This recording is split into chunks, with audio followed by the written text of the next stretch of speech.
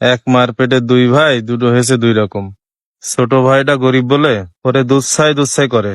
রক্তের ভাই থেকে শ্বশুর বাড়ির আত্মীয় স্বজন ওর কাছে বড় হয়ে গেছে। এ হাবিল, তুই এই জায়গায় বসে আছিস? গোশের ওই জায়গাতে কেবল এসে বসলাম। কেন, কি হয়েছে? তোর যে কুরবানির গোস্ত তো ছোট ভাইরে দিতে বলিলাম, তা দিছিস? কেন, গোস্ত তো আমি ওর বাড়ি পাঠাই দিছি। কেন আব্বা, ওর কি গোশ কম হয়ে গেছে? তুই তোর বাপের সাথে মিথ্যা কথা বলছিস কেন? ওর সাথে আমার রাস্তায় দেখা হইলো, ও কি করেছে তাহলে শোন। আল্লাহ যে কবে আমার কুরবানি দেওয়া তৌফিক দেবে। এ জুয়েল, দাঁড়া। ও আব্বা, হাবিল তোর বাড়ি গোস্ত দিয়েছে তো?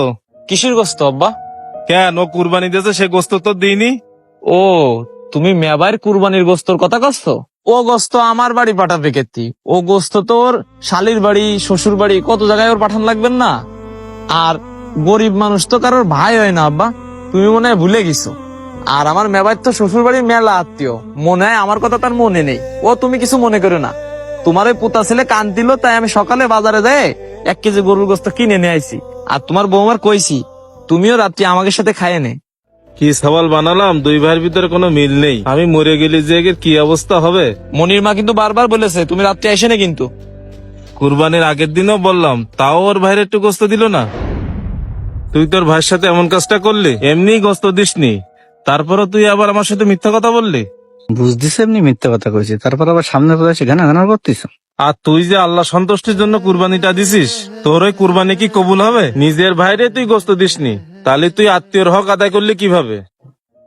আব্বা শোনো, তুমি না জেনে শুনে উল্টো পাল্টা বলে না। আত্মীয়র হক আদায় করতেছি না মানে? আমার শাশুড়িটা নেই, শ্বশুরটার একটু মাংস দিয়ে আসতে হবে না? তারপরে বড় শাড়িটার একটু দিতে হবে। কোনে ভাইরে একটু গোস্ত দিনি, তাই তুমি মশলা উল্টাই দেছো। গোস্ত আমি 1 ভাগ ওই জায়গাতে লুটোই দিয়ে আইছি। তোমার ছেলের যদি গোস্ত দরকার হয় তো ওই জায়গায় যায়নি কেন? শালির গোশ বাড়ি পৌঁছে দিয়ে আসবে, আর ছোট ভাইরে লুটোনো গোশ আনতে বলতেছে। হায় রে, কি সন্তান জন্ম দিলাম।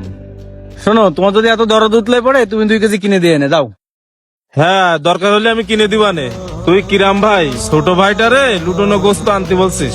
আজকে তোর টাকা পয়সা হয়ে তুই অমানুষ হয়ে গেছিস। আব্বা, তুমি খাও আমার মধ্যে, থাকো আমার মধ্যে, তারপরেও আমারে তুমি বড় বড় কথা শোনা যাচ্ছ। তোমার ছোট ছেলে যদি এতই ভালো হবে তো আমার কাছে আসতে পারতো না? দোষ তো তোর, তুই তো ছোট ভাইরে একবারও ডাকিছিস? তুই ডাকলি ও অবশ্যই আসতো। শোন, বড় ভাই হওয়া এত সহজ না।